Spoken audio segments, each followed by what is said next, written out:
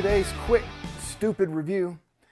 I'm leaving the Fender train for the moment because I think the last three I did were all Fender, Squier, or Charvel based, and I have more, but I'm not going to do one today. I'm actually going to do this guy right here, an Epiphone SG Special. It's a really, really cheap guitar. My son bought this when he was in Southern California at Camp Pendleton. He bought it at a guitar center in San Marcos. When he moved back to Colorado, I traded him a much nicer Schecter for this. He's a fan of Avenged Sevenfold, and one of their guitars uses Schecters, and I figured he'd like that. And it was kind of an extra guitar for me at the time, and I didn't have an SG looking guitar, so I'm like, I will take the SG, you take the Schecter, and have fun with it. I don't even know if he paid $150 for it. I think it was on sale at the time. Today, they're going for, not on sale mind you, but the regular price here is $179 for one of these today. Yeah, it's cheap. But I really like this guitar, and I'll tell you why. A number of things I like about it, and one thing I really don't like about it. But one of the reasons I'm doing this review right now on this puppy is because I'm about to donate it, and I wanted to run it through a really quick, stupid review before I get rid of it, because it's actually, for the money, this is a good guitar. This one's made in China, and from what I understand, and correct me if I'm wrong here, Epiphone has their own dedicated factory in China. So instead of a factory where you get different makes, different companies having guitars made there, Epiphone has their own place where they make it. It makes sense to me that it would give them a little more control over what's being made there. If you work there, you work for Epiphone. One factory making Epiphone's guitars. And it's interesting because the place that made this guitar is also the one that made this guitar, which I'll review later on. And they're quite different, but they're also, the cost is quite different. So, but for the money, this is a good guitar. Yeah. So one thing I do want to explain is how I do the ratings. I do a 10 rating, check, stars, whatever you want to call them, 10 low guitars or whatever. I do a something out of 10. I try to be objective, but when you're reviewing something, there's so much subjectivity to it. But I always start at 5 out of 10. That is right in the middle. If it's just what it is, it's a 5 out of 10. If there's something extra about it, I'll give it pluses. If there's something I don't like about it, I'll give it minuses. So that's where I come up with these actual numbers from. I've never really explained that before. I just kind of throw numbers out there, and it might sound like I'm just, doing something arbitrarily, but there's a little objectivity to it in the fact that I start out center and either move up or down depending on what the feature is or how good it works. Let's start off with the obvious. It's an SG. It's really cool. I mean, there are plenty of famous guitarists out there that have played Les Pauls and Strats. Not as many will you see with this guy, but the ones that have played this are just, legendary. You go way back, you got Pete Townsend and Eric Clapton, of course. You get into the, late 60s, early 70s, and you got Tony Iommi. I mean, come on, it's Sabbath, dude. This is the guitar that really, truly birthed metal. Yeah, man, Tony Iommi played one of these. Well, and then, of course, Angus Young. I mean, this is iconic with Angus Young, the color and everything. And there's another dude that plays these that I didn't realize that this was like his main acts for quite a while. It was Buck Dharma from Blue Oyster Cult. I like Blue Oyster Cult, and I really like Buck Dharma. He's got a playing style that really speaks to me. So this is obviously not top of the line, made in USA Gibson, but for what it is and what it costs, this is a good guitar. Again, let's start with the look. As I always say, looks are important. And when you strap this thing on and you start playing it, you're like, I'm a rock and roller. It feels good. It's like, oh yeah, this is cool. It's a cool guitar. And it's light. I mean, there's not a lot of weight to it. According to the specs, it's mahogany. But again, it's so thin, it's not like it's gonna weigh you down a ton. I haven't played this one standing up a lot, so I'm not sure how much neck dive there is on it. It's interesting because it's a bolt-on neck. The strap button is actually connected to one of the bolts that connects the body to the neck. I would say that's a little chintzy, but it's also a little smart, because obviously normally in an SG you'd have the bolt right here. Well, you can't do that because there's a metal plate right here. It's an interesting design. I don't know if that's a good or bad thing in the long run for putting any extra stress on the neck. It hasn't been a problem for me. It's not bad. It's definitely not a -1. Let's just go ahead.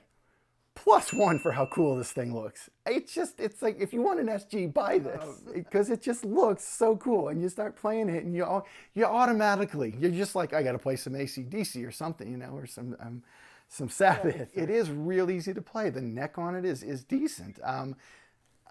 Unlike a lot of guitars that I've gotten from, you know, China and Indonesia, I haven't had to do anything with the fret edges on this thing. No fret sprout here. This thing's good and ready to rock. So we got that just +1 for sure for looks. All right, that is a major +1. I'm actually going to give a +1 for not having any neck issues with this thing. I almost expect a guitar that is less than $200 to either have to have the fret ends filed down or adjusting the neck a lot. This has a sticker on the back that says 100% inspected and set up in the USA. And it says by 9. I don't know if it was set up by 9 o'clock. I'm going to assume that was number 9. The person at the factory was number 9. Number 9, number 9, number 9. According to Epiphone, this thing was set up in the US. I don't know if the Squires I get are like that. I don't see a sticker on the back of those that say they were set up in the US. So this thing was set up in the US, and it was set up well. I have no idea what the fretboard is. I'm going to assume it's Indian Laurel. It does not say. On the specs that I read, it says other, which cracked me up. I'm like, okay, that narrows it down to everything but maple. I don't think it's ebony. I think it may be Indian Laurel, and it was dyed. It's darker than I'm used to with that. It's not hard to play, though. I mean, it's definitely not a hard to play guitar, which is another thing I like about it. So yeah, so we got +1 for the looks, the color, the finish, and again, the finish even. It is really good, considering it's like a $150 guitar. It's almost better than I would expect for something under $200. Pickups, these are not the original pickups. I've changed them like 3 times now.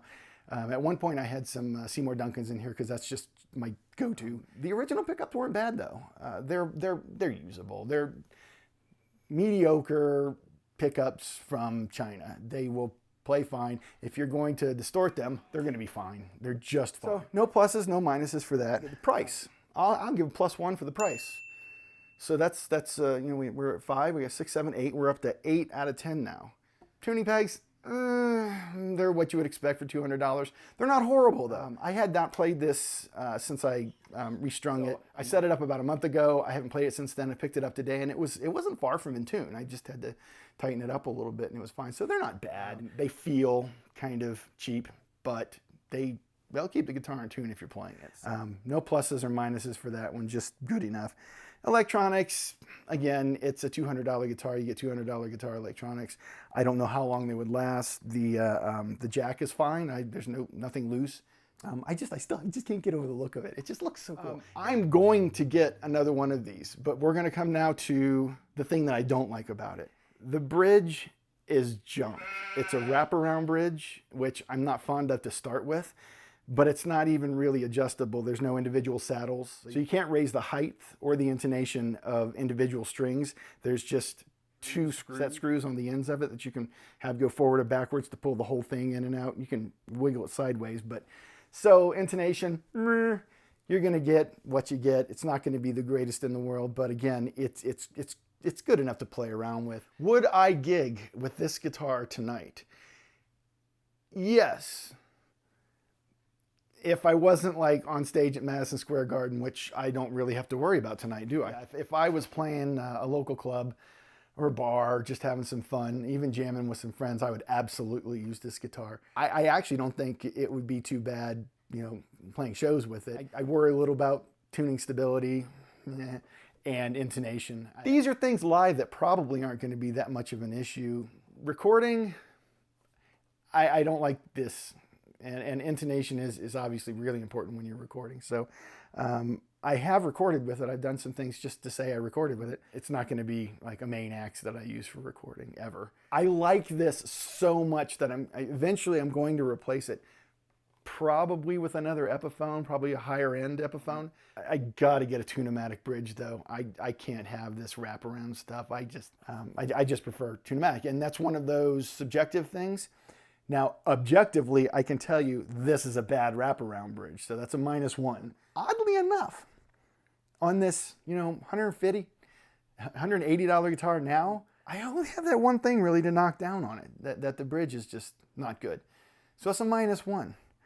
So we stand at 7 out of 10. Based on that, if you got a kid or if you're young and you're looking for just a cheap guitar to either learn on or even just to find out if you want to play guitar, grab one of these. They even have the little packs where it comes with a little amp. It's also junk.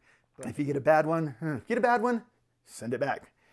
Learn from my mistakes. If you get a bad guitar, send it back. It would be very good for a young player.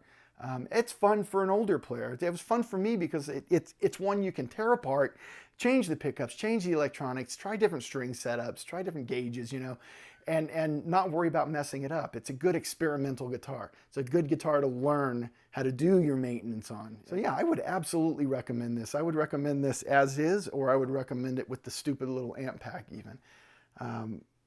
It's always best if you can go into a store and try one out. The online retailers are usually pretty good about their return policies. I'm really intrigued by this setup and inspected in the US.